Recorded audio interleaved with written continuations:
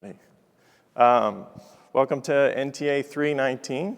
I'm glad you were able to join us today and this morning. I know we're up against Swami's keynote, so I especially appreciate you being here. Maybe the overflow rooms were full. Everybody having a good reInvent so far? Yeah? I was looking at my step counter. I was just shy of 24,000 steps yesterday. Can anybody beat that? Anybody beat 24,000? Do I win? Oh, what about 20,000? Anybody north of 20,000? Lost count, yeah. Were you counting manually? Well, I respect that to another level. Well, welcome to NTA 319. My name is Mike Garner. I'm a leader of a solutions architecture team within AWS. And I'm joined today by Josh Smith, CTO of Spreetail, and Sri Adari, a principal solutions architect within our retail and CPG group. And we're going to talk to you today about Spreetail's AI journey to incredible value. So we'll start with a little bit overview of who Spreetail is and what they're all about. Talk through 3 of the use cases that they've implemented to realize $50 million in business value. We'll talk about what the path from POC to production looks like to really realize that value, and then share some lessons learned and how you scale this. So a little bit about Spreetail. Spreetail was founded in 2006 in Lincoln, Nebraska. And they're a leader in the e-commerce technology space.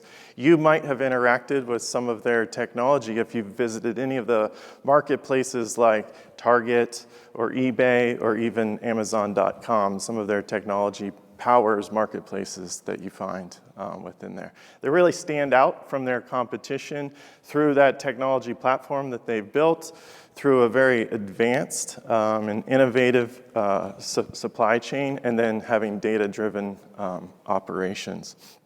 And of course, all of this runs on the AWS cloud. That's why we're here to talk about that. They leverage AWS for the security, the reliability, and the scalability to bring their technologies to over 600 vendors and across 18 of the most prominent marketplace locations. So I'm going to hand it off to Josh, who's going to talk us through how we got to value here. I appreciate it, Mike.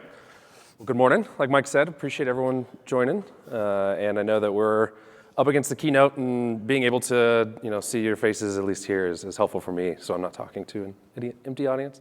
But just so, show of hands, I want to kind of get a feel for where y'all are from. So if there's anything specific I can call out that's helpful for your industry. How many people are in e-commerce that are in the room? I didn't think that there would be too many. What industries are y'all in? Just curious. What are you in? Sorry. Insurance? What else? What other industries are present? Sorry? Lending. Okay. So financial services? Payments? Financial services. Okay. Sorry? Travel. Okay. Manufacturing. Makes sense. Any others? Public sector. All right. The reason I'm curious about that is a lot of folks have asked how we've been able to generate this much value so quickly since AI is evolving, very rapidly. For those that are in the space, you realize on a day-to-day basis, you wake up and all of a sudden there's something new that changes the paradigm of how you approach things. Startups that are, coming out of nowhere and then failing out of nowhere because, the foundation that they've built their company on shifts overnight, right? And to be honest, part of it is I'm lucky to be in an industry that has less regulations. And one of the things that coming into my role, I'm relatively new to my role as a CTO, came about a little over a year ago, was talking with the board directly and being like, hey, if you're looking for someone that's going to be, every time we talk about how we progress things, it's going to ask about what's the risk profile first before actually the business value, you're hiring the wrong guy. So 2 of the kind of key factors for me personally, just being honest, so being able to drive that is e-commerce is a bloody game. It's all about how fast you can move customer data. All that's not really heavily regulated, right? So the concerns as a company that we have is maybe a little less than maybe some of the industries that you're in. As far as we're still cognizant, but the use cases that we can apply could be very forward-thinking, right, and forward-leaning. And the other side was just being strategic, as a leader coming in and being like, hey, I'm setting the ground rules as far as, I'm going to be pushing the needle. and got alignment that I'm not going to get fired for moving fast. I would get fired faster for not moving fast.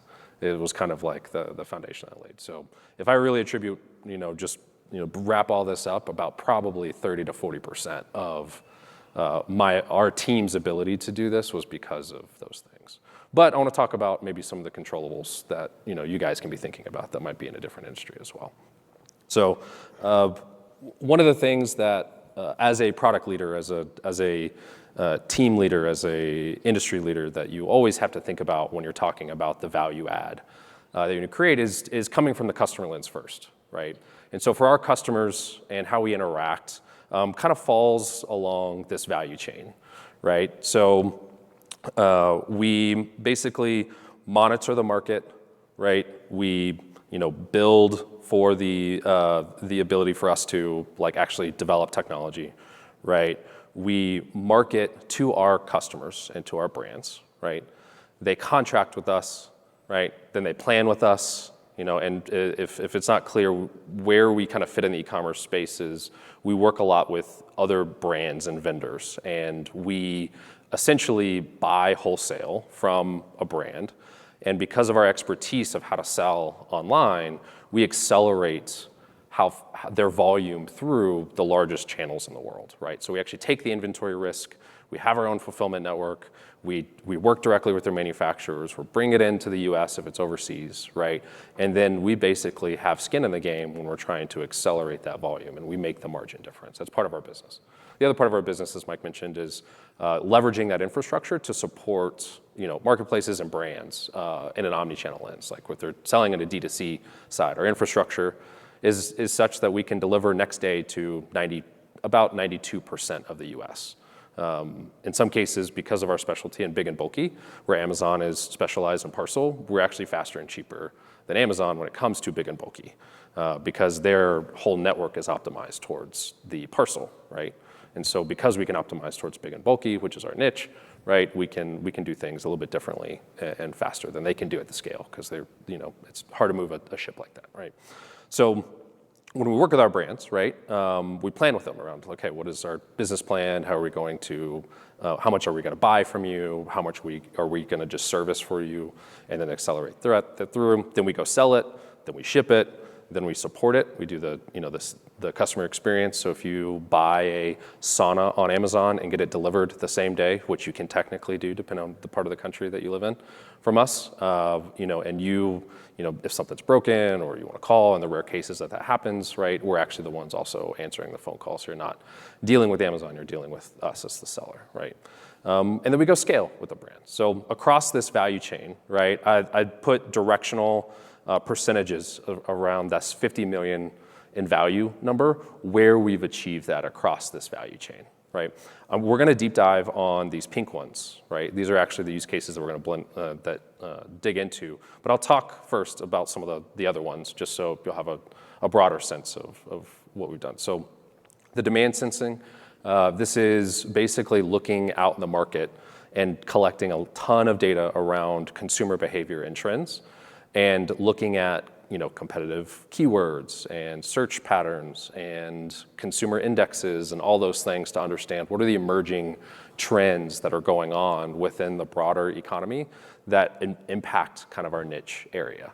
And so where we've applied AI in that space, right, is really related to leveraging that data. Well, one, creating data.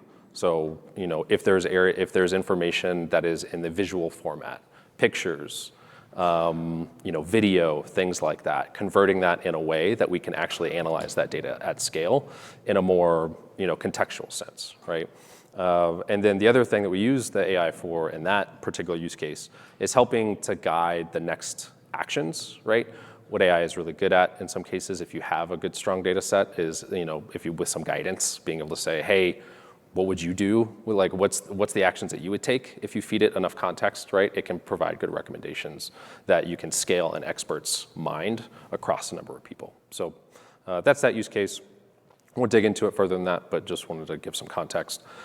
Business plan scoring. So one of the things that we found where AI has been very helpful is we've kind of called it like AI as a judge, or it's basically a scorekeeper, right? So we feed it context and we ask it with a framework of how to score a process. In this case, it's our joint business plans. How good are the joint business plans that we're coming up with brands in order to optimize how much we're selling, what we're going to be selling it for, and the speed at which we're selling that through these different marketplaces.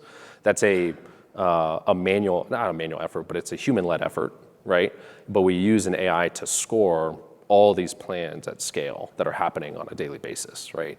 And so it's just basically giving us the ability to understand where there's deviations from our expectation and where we're doing better or worse, right? And where is there coaching opportunities in real time to improve these business plans, which before having that capability, you would have either had to do one of two things. Manually have your experts review them, or create a machine learning model that basically knew what good and bad looked like through structured data and provided kind of human in the loop feedback, right, to continuously improve that model. It's much easier at scale now with the use of AI to do those types of scoring because you're just providing it the framework and then it's a directional score, right? Jumping into damage detection, so this is more image recognition, right? When a delivery driver takes a picture at the front door, right? We get that data for every delivery and we're doing some automated proactive damage detection, trying to mitigate that proactively. And the intent there is to reduce the number of returns and the cost of those returns, because shipping a sauna back when you've delivered it for free can be expensive, right? And so achieve some savings there from a proactive damage detection perspective, not just at the delivery, but as it leaves the warehouse as well. So we're trying to manage through the supply chain side. Support automation is probably the one that people hear about the most, right? So, how can, with the use of AI, answer emails maybe a little bit better and faster. And so trying to drive ways that when people are calling, like, where is my order, or emailing, where is this? We just have ways to minimize the manual touches, in the process, right? Last one in white there, risk monitoring. So similar to the business plan scoring, applying a set of rules, guidelines, sets of expertise and context to some business monitoring happening across our organization to say, hey, where is there potentially something that we might want to look further into? Our company is actually pretty forward thinking in the ability for us to, for instance, everybody uses a tool called Read AI, which is kind of like a live transcription tool that is on every email and the like. And you can basically do some sensing of that data, just to not look at an individual and say like, hey, someone said something, but like, hey, are there, as leaders, we get an email update every week, right? Which is basically like, hey, here's maybe the things you should think about for this week, right? Not any specifics, but like, here's some directions to maybe go focus, right? And so that's helped us kind of achieve some specific use cases within that we've been able to achieve some value. So with that, we're gonna deep dive into some of these big ones. And in reality, they summarize in three things, right? Picked one called our Smart Shelf tool, which is actually a product suite of capabilities, right? That is customer facing. We have two types of customers. We have brands and then we have the shoppers. This is the brand. So this is like brand facing technology. This is what our differentiation is in the market. So I'll kind of talk about that. That covers a variety of the value chain that I shared earlier. We're going to talk a little bit more internally focused, like internal baseball. How do we use AI for sales and marketing capabilities, right? And then the last is really focusing on enterprise productivity. How have we as a technology organization, which I also own IT in the organization. I'm not just the CTO, but I'm also the CIO. So I own the IT side and the product and engineering side of the house. How are we thinking about the power of those two being underneath the same function and scaling the rest of the organization through enterprise productivity to do a strategy that I'm implementing called scaled innovation, which is essentially turning everybody in the company to an inventor using some of the emerging AI technology, right? So the first one, digging into Smart Shelf. So this is actually a product suite of currently six different solutions and tools where we are helping basically optimize the e-commerce funnel, right? So if you think about when you go shop on Amazon, right? When you search, right? You have a particular product potentially in mind, or you're doing some discovery, right? And so that market monitor is looking at, hey, what are people searching for? And that's in the bottom right. What are people searching for? What are they actually clicking into? What are they, who are we when we appear in a search, one of our products, when it appears in a search? Who are we next to? What are the different groups of pricing that people are seeing? And where is there an estimated demand volume occurring at different segments, price segments, based on each search term result? And how does that information actually influence what we go look at? And where do we actually need to make advertising changes, price changes, maybe develop new SKUs entirely, working with our brands to say, hey, we're seeing this trend in the market. There's this growing demand for a pink pool, believe it or not. That happened this year, where I don't know if anybody saw the TikTok trend. There was like all of a sudden people started talking about pink pools, and we didn't influence the trend. We just happened to like ride the wave. Well, we worked with one of our manufacturers who is one of the largest sellers of above ground pools. Told them, hey, we need to work. We should probably go build a new like pink pool. And it was right at the time where that kind of went viral, and we rode that wave and like owned the pink pool market for a minute. Right? So all that's through this like digital shelf monitoring, which the AI component of that is really around image classification type. So it's all image AI. So it's like, hey, how do we determine, what's good and bad in an image? What is converting well? What's not? What are the rules around those things? And how does that feed into the broader market awareness and how it's driving clicks from the broader what we call digital shelf, which is who you compete against when people are searching on Amazon, right? That bleeds into Listing Doctor, which I'll actually skip because Shree's going to kind of get into the architecture aspect of that and kind of talk about that use case even more deeply. Promise Pro is around the ability for us to surface next day, same day, delivery promises across marketplaces at the same, like synchronously, right? Which, believe it or not, the marketplaces don't actually make it easy to do.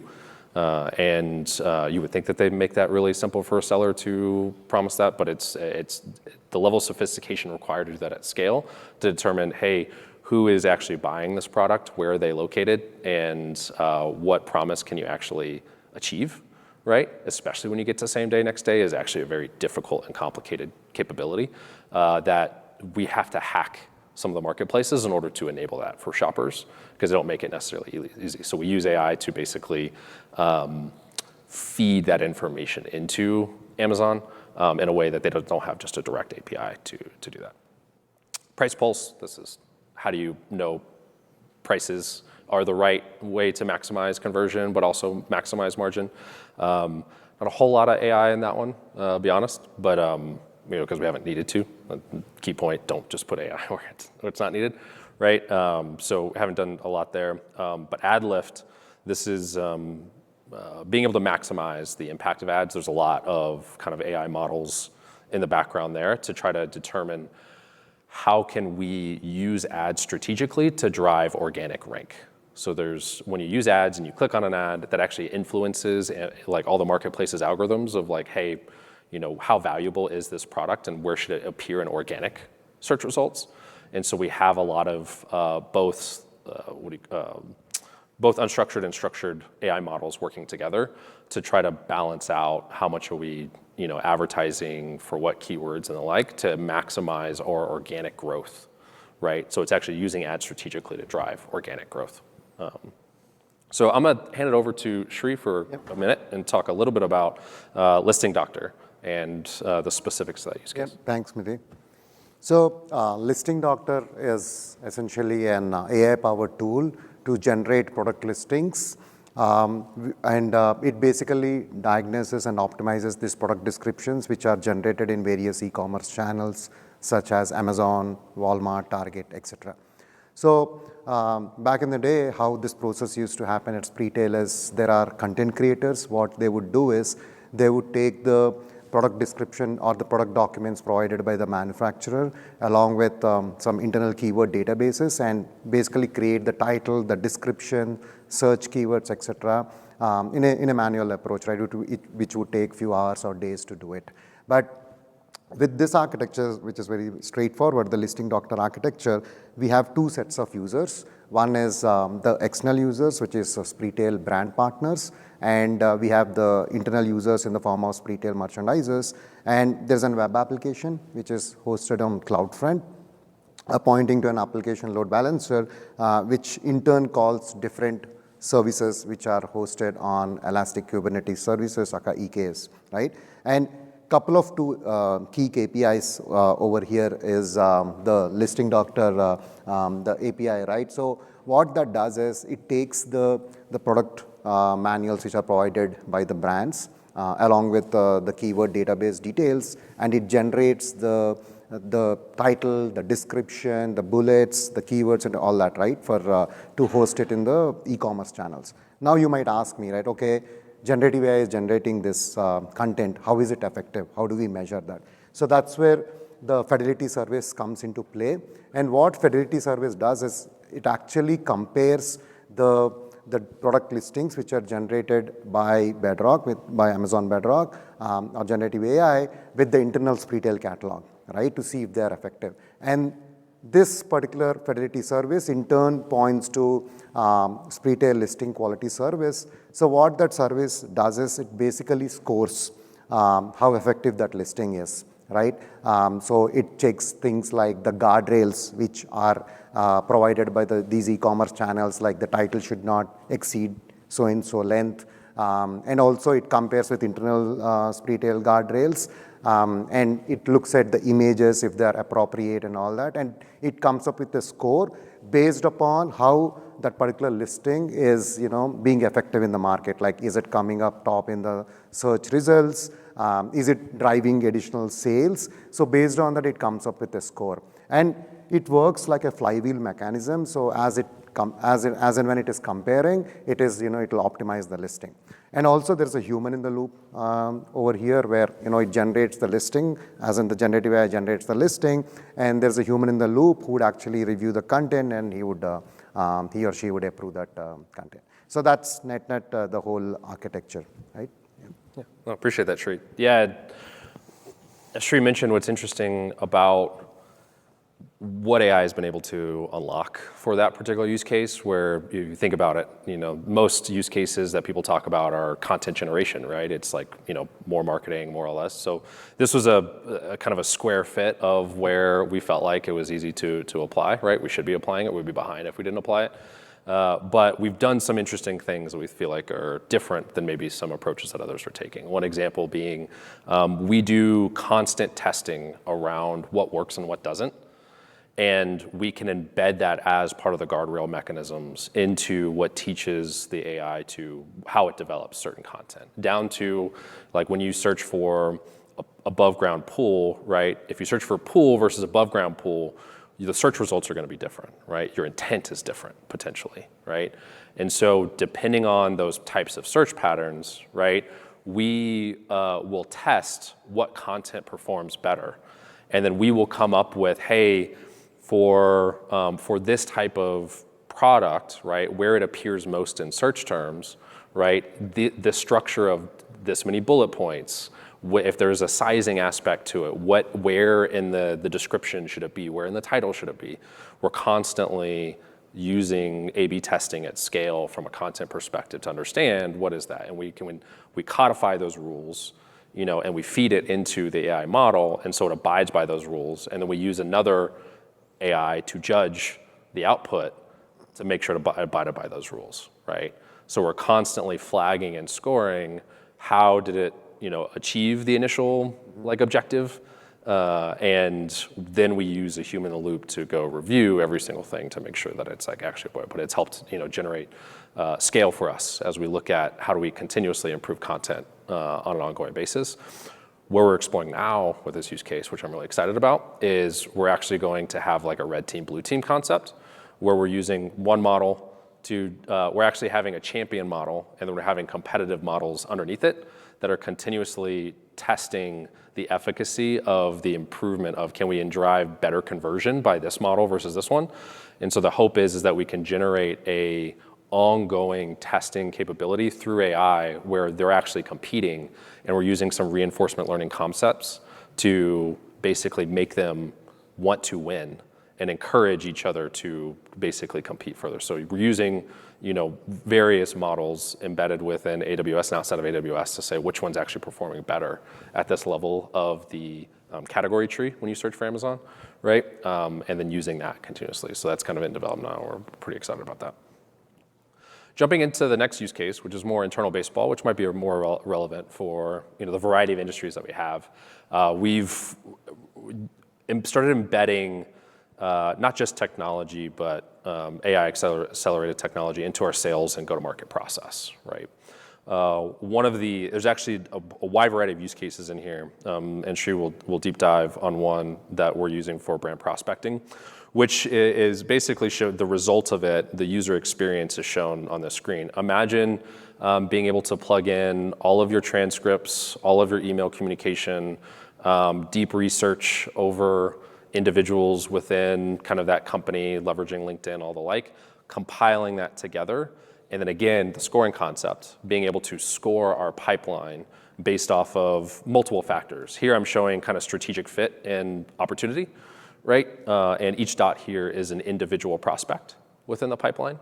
And then imagine having the ability as an executive, as a manager of the pipeline, et cetera, be able to see where are our prospects fitting, right, along the strategic fit and opportunity based off of all the structured and unstructured data that we have available, right? This is where MCP's actually made a significant advancement in us being able to leverage something like this compared to when we first built this back in March of this year. We were kind of having to hack our way, and I could talk about that a little bit in the lessons learned, into getting this, but it just accelerated our accuracy there a little bit. And then in this experience, right, you can click in, you can see you see like a one-pager of the brand, of the summary of where it's at in the pipeline. You see some of the most recent communications, some red flags around, hey, there's a negative trend here where the prospect has gone cold, right, or things like that. So it gives kind of managers of the sales pipeline, our executive team, the ability to understand where are things sitting and how are things progressing, right, in a singular view. Other use cases that we've kind of applied AI in this space in sales and marketing, we've got a tool that we call SalesHawk, which is pretty cool. We imagine a live recommendation engine sitting as you're on sales calls, where it's actually listening to the calls in real time and providing feedback and guidance on where to drive the conversation next. We had started this down the path of like the sales process, like how to improve the sales process. We actually flipped pretty quickly to more relationship building focus. So the AI, what our sales team has is in the background when they're on calls, it is a AI that has done deep research and continuously has context around the individuals, family members' names that have been mentioned on previous calls, things like that. And it's suggesting relationship building moments throughout the call to build a tighter connection with the brand. Since 50% of sales, for those that you're in sales, know that it's all about building trust in the relationship. The other 50% is actually like what value can you provide. And so we pushed away from the like telling a salesperson how to do their job better, because everyone was like, screw you, I'm not gonna listen to that. I don't want that on my calls. But the mentality switched when it's like, no, okay, we believe this person is a fan. I'm from Austin, a fan of UT. They just beat Oklahoma. They just beat A&M, right? Now drop an Aggie joke, right? Type thing, right? So it actually is providing these signals to help the salespeople during the call think about building better relationship moments, right? So that's been a really interesting use case. And complicated, right? Can you imagine processing real-time transcripts at scale to provide real-time recommendations in a call? Pretty neat. Other things here, but I'm gonna hand it off to Sri to kind of talk a little bit about the prospecting use case. Sure.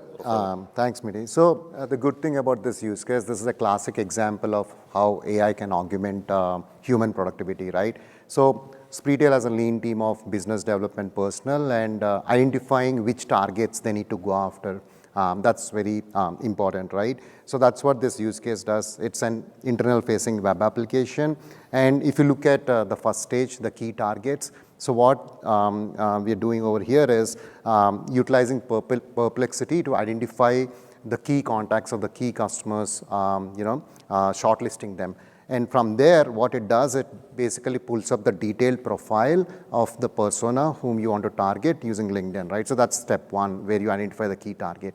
And the second step is where you look at the various conversations, as Smiti was mentioning, like previous chat conversations, which the Spreetail business development personnel has had with the brand, right? That is one data point. Then there is HubSpot over here, which is the CRM database, which also has all the information, which maybe one particular business development personnel had with the brand. Maybe it could be a net new business development personnel, but they need to know the history, right? So that's where it is basically inputted into an retrieval augmented generation. And then what it does is it analyzes all of this and gives them, insights, deep insights out of these conversations, right? And how it is helpful is it will basically identify the strategic fit as to, what are some talking points they can, utilize to prepare for a meeting when they are going and talking to a customer. So a couple of challenges which were faced when implementing this use case was, say you are asking a question about, what were some conversations or what is a strategic fit for this particular brand. So what was happening is there's a score which is generated, and sometimes it was giving a score of 60, sometimes it was giving a score of 75. So the output was kind of non-deterministic, as in every time you ask a question to generative AI, it was giving a different answer. So in order to eradicate the challenges, a couple of approaches were taken. The first approach was utilizing Bedrock knowledge-based metadata filtering, wherein as and when you're providing all these chat transcripts or all the conversations, you basically augment the metadata. For example, say I'm talking to an electronics manufacturer, update the metadata with that particular document with an electronics tag, so that it knows that when you're asking a question, it pulls the right information, right? And then LangGraph orchestrator, where that was helpful, is to basically separate out the concerns, right? First of all, do all the data analysis in step one, and then build a next service to validate the data out of this data analysis, and then utilize AI on top of it, which led to deterministic results. So that was the approach which was taken to actually eradicate that. And the outcome, as Smiti was mentioning from a strategic fit standpoint, was, they get a detailed document when they're going for a meeting, instead of like looking at, HubSpot or understanding the information, spending hours and days. They get a very nice document with a chronological order of all the discussion points of the history which were happening with the brand. Along with that, some 70 data points on, what are other things you can discuss, or the business development personnel can discuss with the brand. Anything you want to add? Yeah, I mean, one of the biggest uplifts in this particular use case was we spend the executive team, right, like the leadership team, so I'm CTO or CFO, et cetera. We have a responsibility, as actually a desire, to help influence our sales process. So like I have certain accounts that I will like jump in because we know that they're more tech forward or interested in, what is our technology platform. And so I jump into the sales process, which is awesome for me because I don't have the sales metrics, but I get to like help be the closer, right? But coming into a deal, right, and I have the ability to go understand and get the context around the history.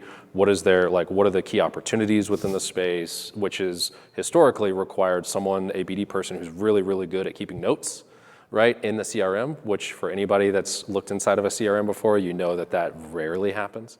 So having the ability for me to query a system through natural language and get an understanding of like that brand, within a couple minutes before the call helps me kind of reset the context of like what it is. And then you can even, just like most LLMs, ask like recommendations and, provide some call outs, depending on how much context and everything that it actually has. Those are more hit and miss, but getting up to speed and working with an assistant, right, to think about the prospecting process has been helpful.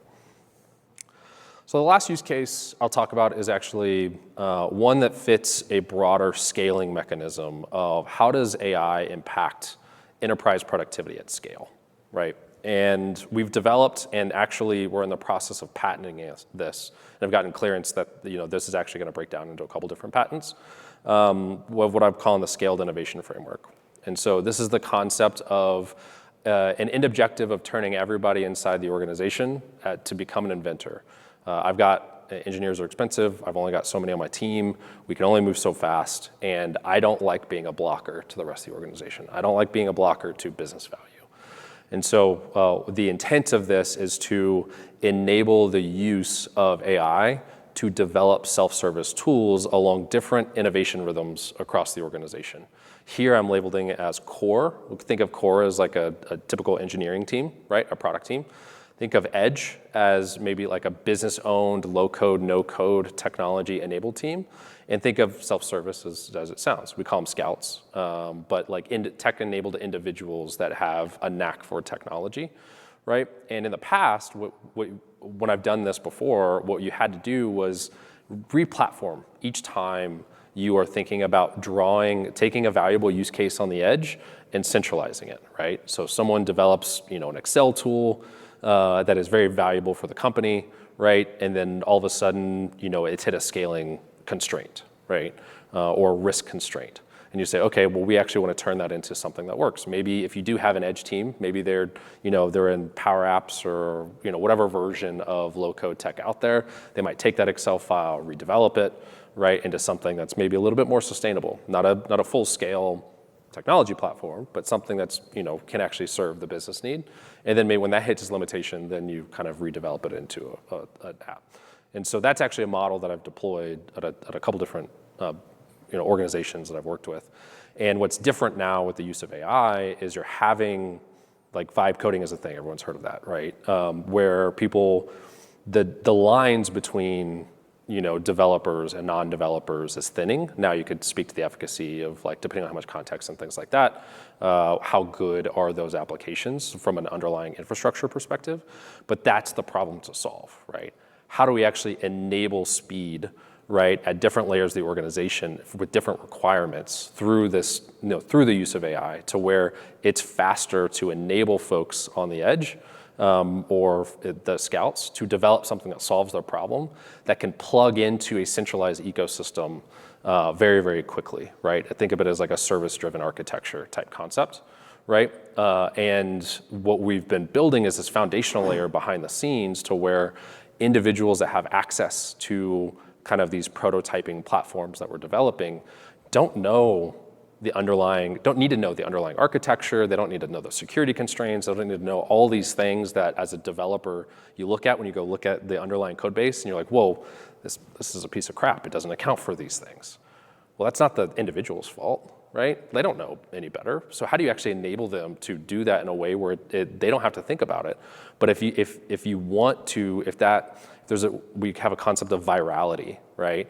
So we create a viral score over these tools where it's like, hey, a certain level of the organization is using it, maybe an exec is using this tool on a daily basis, has a different risk profile, right? A different value proposition compared to only 2 people that are maybe newer or younger in the organization, right?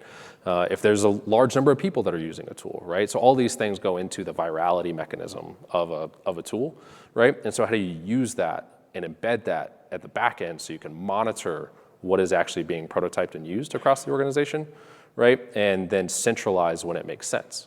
Because each of these layers have a different expectation of investment and return, right?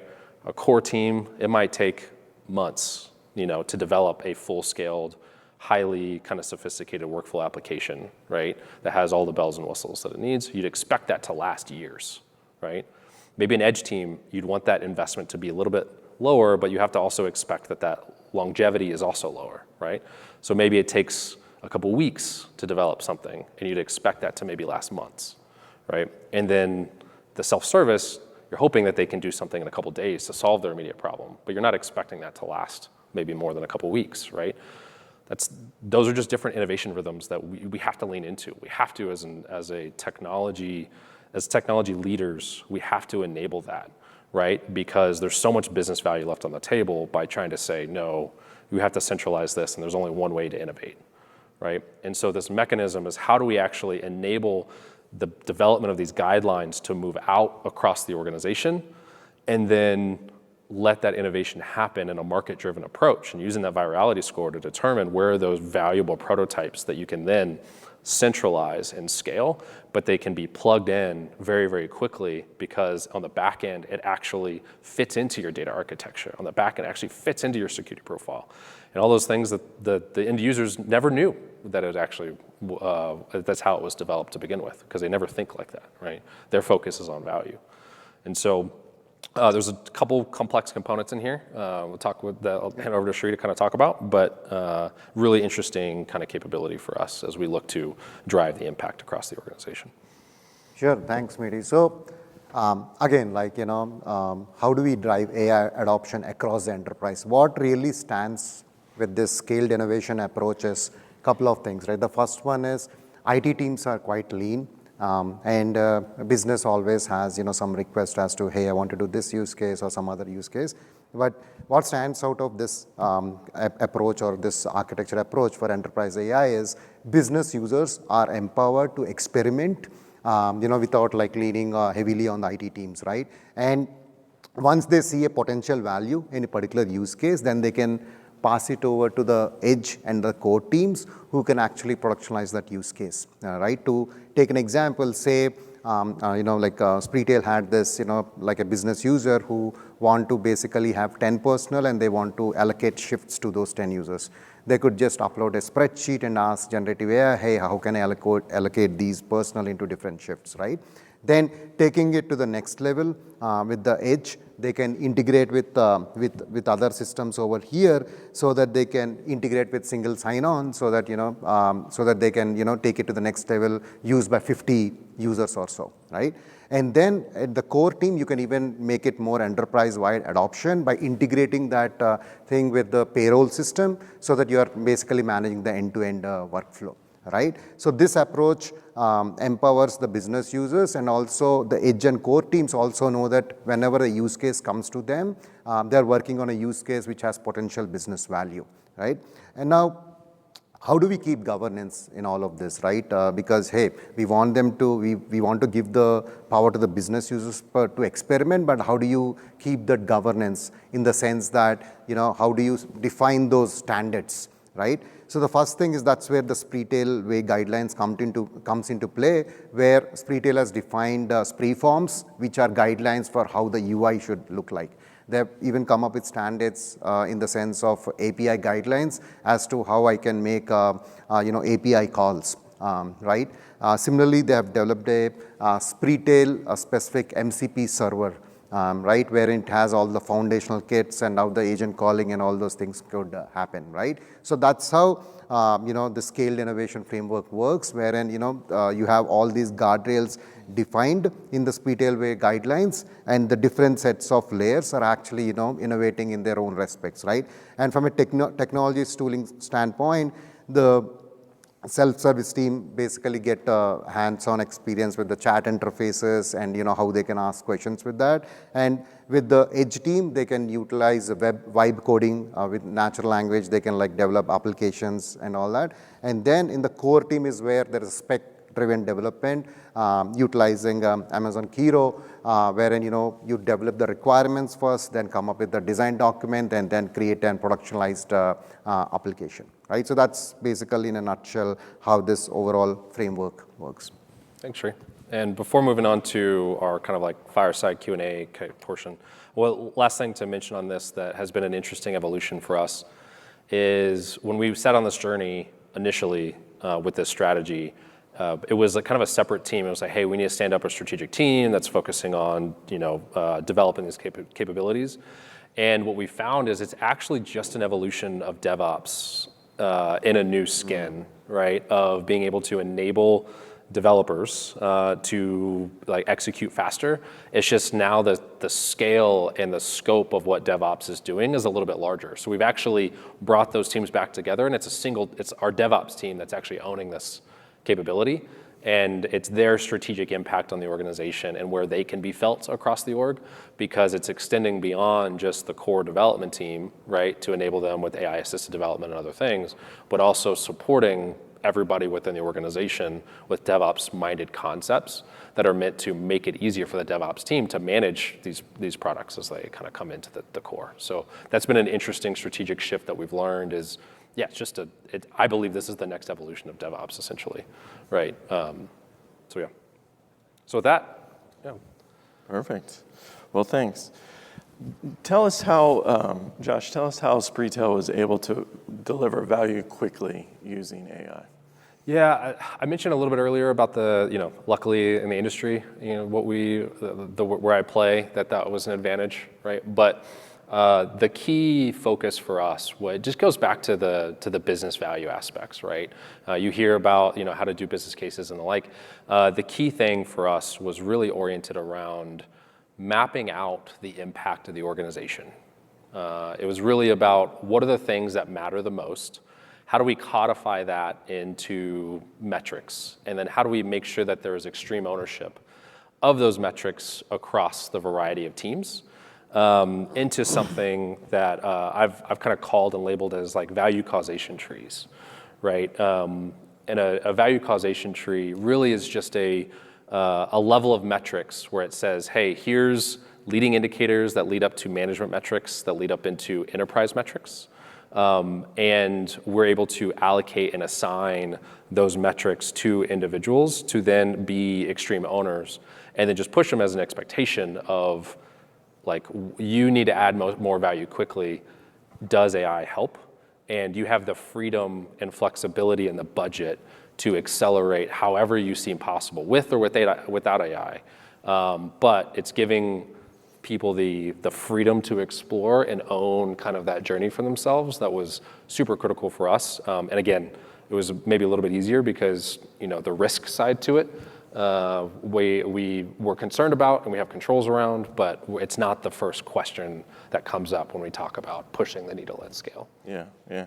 Maybe dive deeper on that and share your mental model here that you and Spreetail used for deciding where to start. Yeah. No, so this is a great example, right? This is a procurement example of that value causation tree or value ladder concept. Now, the way that this is structured as a model across the organization, there's 3 layers, like I mentioned. That top layer in procurement is purchase profit. So if you think about our business, it's how much profit are we making on a purchase of a brand's inventory, right? And so that is the thing that if you imagine one more layer above, in procurement has the biggest influence on free cash flow for the company. And every North Star for a company, right? If you go back to your finance classes, is free cash flow, right? And so in this domain, in procurement, we said, okay, well, free cash flow is the company North Star, right? What is the North Star for procurement that is the top most important metric, right? And so that was purchase profit. It's ultimate profit of the purchases we're making of the inventory, right, that we're procuring. Then there's a layer down, right? These are the kind of the management metrics that you think about in the organization, who's responsible for, inventory turn. So that's how much inventory are you buying and how fast are you actually selling through that inventory, right? And then you want to offset that with maybe some other metrics because it's just not, you don't want to just not only buy one product and you sell through it really fast, right? But you're losing sales because you don't have enough, right? So you need kind of some offsetting. That's what effective lost sales is. It's like, well, how do you balance how fast we're turning through inventory and how much opportunity we're losing because we didn't buy enough, right? And then you want to layer in a free cash flow, a cost component to it. And so we still have kind of, even though free cash flow is kind of like the company North Star, we still have kind of free cash flow at the underlying level too. But then the critical thing about that is we look at that layer and say, all right, well, if purchase profit is our North Star, what is our business expertise? What is our SME thought on the influence of these underlying metrics on that and the impact that has on a 100% scale, right? I'm showing here 40% inventory importance, 40% effective lost sales importance, and 20% cash flow.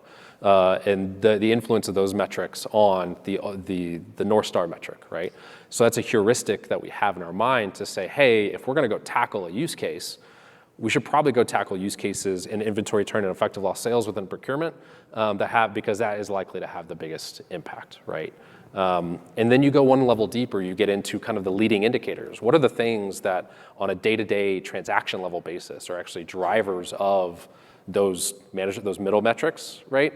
And then you break that down again. What is the percentage of importance? Again, this is heuristics. It takes less than 30 minutes to have a workshop and have somebody map this out. You don't need, it would be nice to have the data to support this, right? And we've got certain areas where we actually have more causal inference models where this takes place, but it starts out with just get an SME's expert, perspective.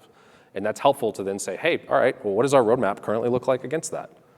I guarantee you it's not going to be one for one focusing on the most important things, right? And so this is just a visual way that you can do for every process that you have across the organization, assign ownership to some of these metrics within that domain, and then ask the question, what are we doing to actually influence the most, and what are the business cases that we're trying to drive to do that? And that's a framework that works regardless if this is AI or not, more of just business impact. And then you ask the question, you layer the question. I was okay, well, how does this change with AI in the fold, right? Like, how could you accelerate that even faster?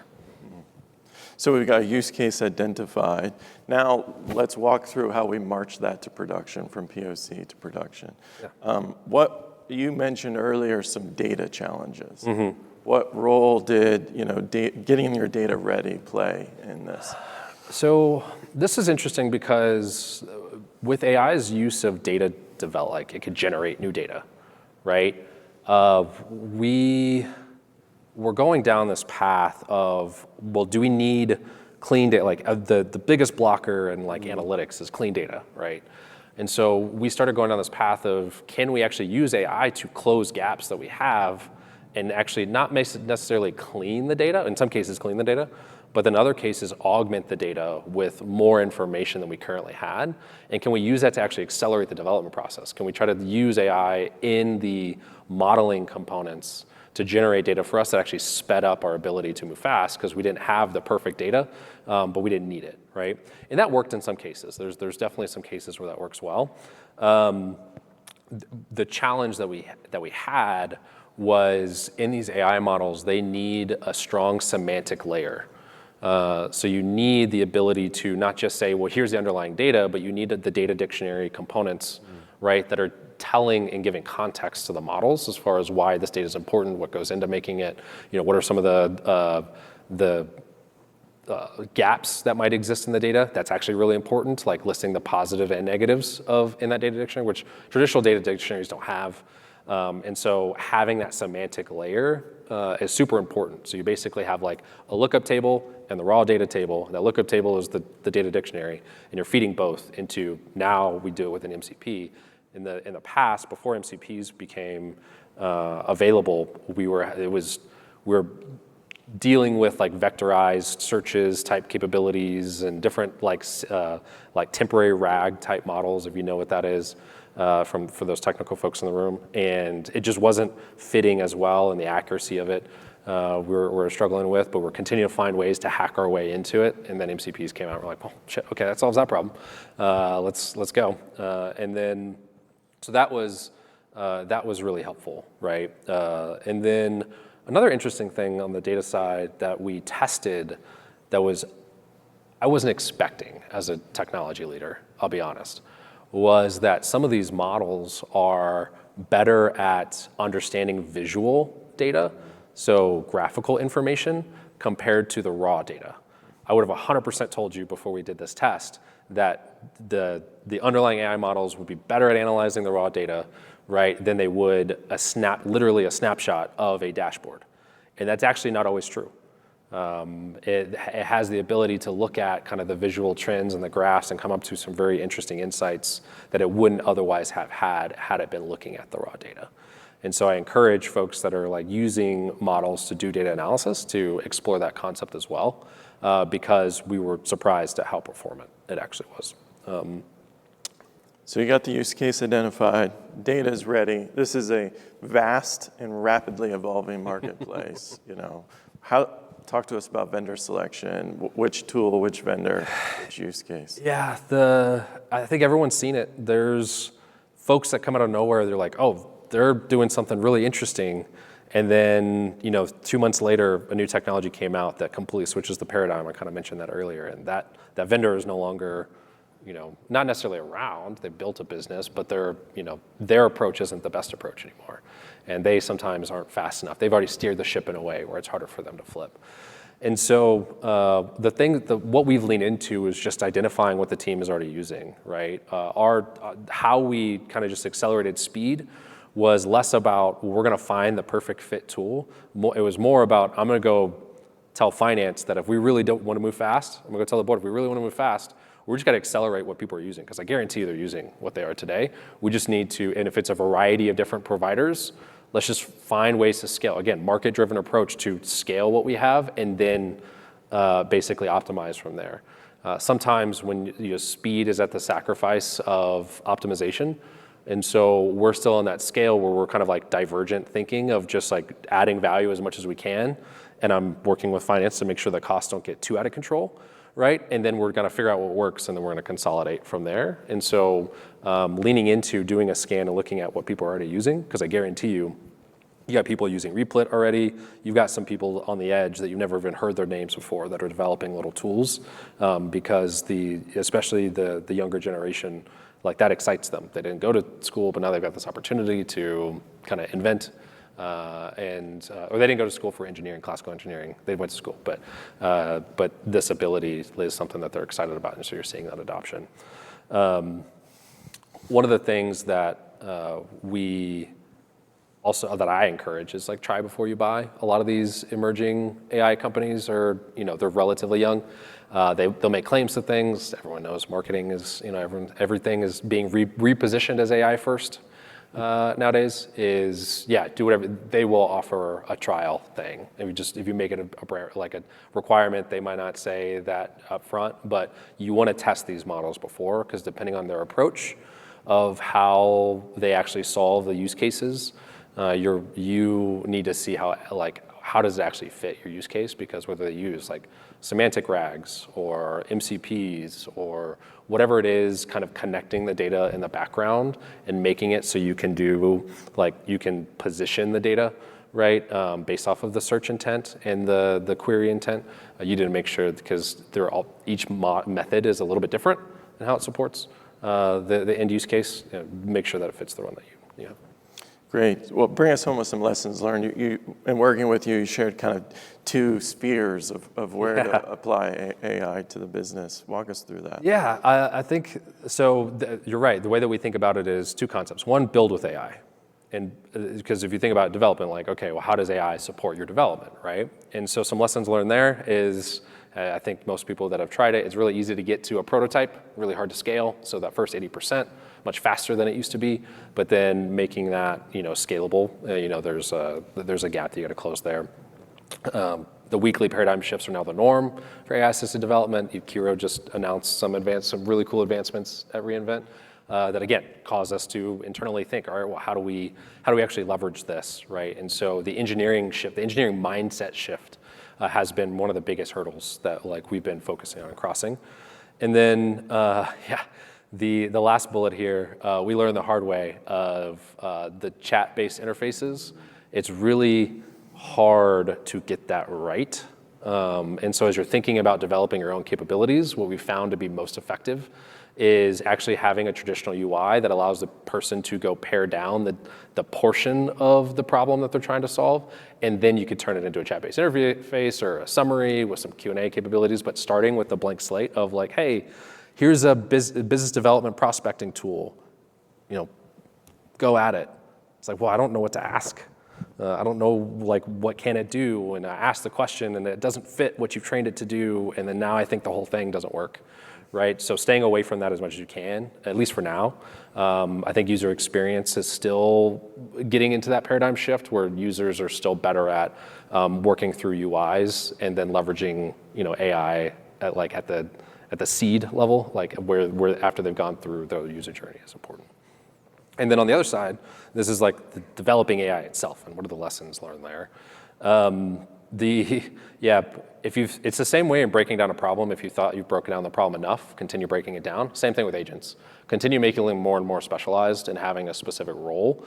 If anyone's used spec kits that are open source spec kits for vibe coding and things, they do a pretty decent job of this, where you have basically individual specialists, you have orchestrator agents, you have judge agents, you've got a scorekeeper agent, you've got all these like specialized agents that do a specific job, and then you got an agent that creates new agents that are working together in tandem to then develop kind of an outcome. And so the same thing when you're kind of developing AI, you want to continue to break the agents that you have into the system down to a part where they have an individual expertise and their degree of variability is less. And then, I mean, the key thing is when you think about use cases, always think about value creation over value automation. A lot of folks think of AI in the sense of we need to reduce our SG&A costs and things like that. You actually achieve much more value by thinking about how much faster can you move bigger needles through the use of AI will lead to better business outcomes, right? So that's kind of the key focus of where to add value quickly. Great. Well done, and congratulations. Thank you, Sri. Thank you, Josh. Thank you to all of you. Thank you. Enjoy the rest of your Yeah, appreciate it. Enjoy Vegas, and yeah, thank you guys for making the time.